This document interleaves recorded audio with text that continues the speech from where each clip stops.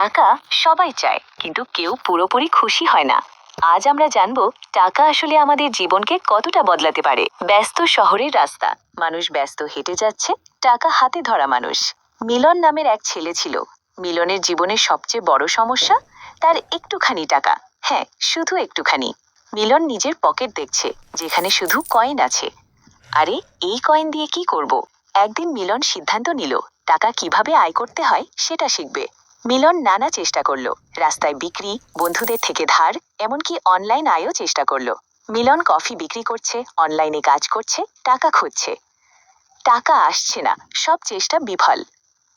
এবং হঠাৎ মিলন বুঝল টাকা শুধু আয় করার নয়, ব্যবহার করারও।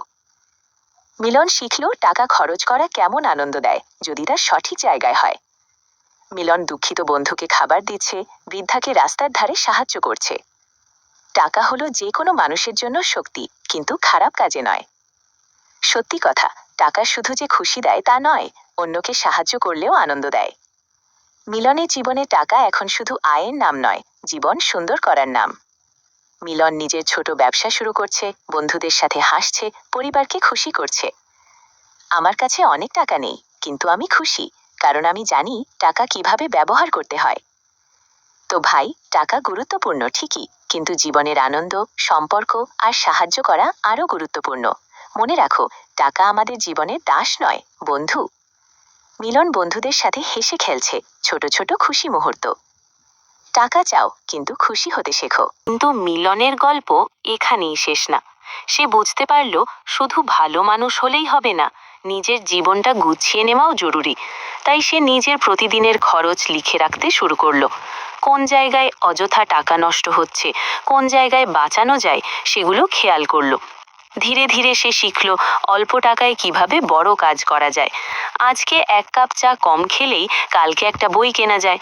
আজকে অযথা খরচ না করলেই কালকে কাউকে দরকারে সাহায্য করা যায়। একদিন মিলন তার বাবার সাথে বসে কথা বলল। বাবাকে বলল সে নিজের ছোট একটা কাজ শুরু করতে চায়। বাবা প্রথমে একটু ভয় পেলেন, কিন্তু পরে ছেলের চোখের আগ্রহ দেখে পাশে দাঁড়ালেন। মা চুপচাপ শুনছিলেন, তারপর বললেন, চেষ্টা করলে একদিন না একদিন ফল আসবেই। সেই কথাগুলো মিলনের মনে সাহস এনে দিল। মিলন বুঝতে পারল জীবনে শুধু একা লড়লে কষ্ট বেশি হয়, পরিবার আর বন্ধু পাশে থাকলে পথটা সহজ হয়।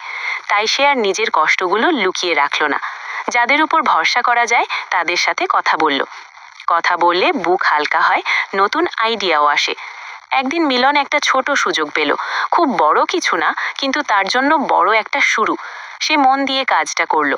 প্রথমে ভুল হলো, একটু ক্ষতিও হলো, কিন্তু সে হাল ছাড়ল না। প্রতিটা ভুল থেকে সে নতুন কিছু শিখল। ধীরে ধীরে কাজটা ঠিক পথে আসতে লাগলো। মাঝে মাঝে আবারও হতাশা আসে, তখন মিলন নিজেকেই বলে, আজ না হোক কাল হবে, সবকিছু একদিনে হয় না। যে মানুষ আজ সফল, সেও কোনো একদিন এমনই হতাশ হয়ে বসেছিল। এই কথাগুলো মনে করলেই সে আবার উঠে দাঁড়ায়। মিলনের জীবনে এখনো অনেক টাকার অভাব আছে, কিন্তু তার মনে আর আগের মতো শূন্যতা নেই। এখন তার মনে আছে লক্ষ্য, আছে সাহস, আছে এগিয়ে যাওয়ার জেদ। সে জানে টাকা দরকার, কিন্তু টাকার জন্য নিজের মানুষ হওয়া ভুলে গেলে সব অর্থহীন হয়ে যায়।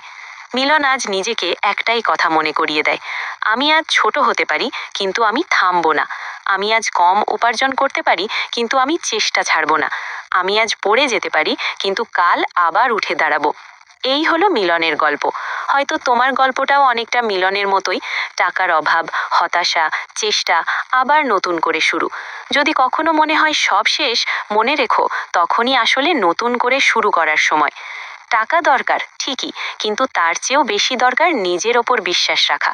নিজের ওপর বিশ্বাস থাকলে একদিন না একদিন পথ ঠিকই খুলে যাবে। তাই আজ থেকেই ছোট ছোট পরিবর্তন শুরু করো। অযথা খরচ কমাও, একটু একটু করে সঞ্চয় করো, আর সুযোগ পেলেই শেখো নতুন কিছু। মনে রেখো, টাকা আমাদের জীবনের মালিক না, আমরা টাকার মালিক।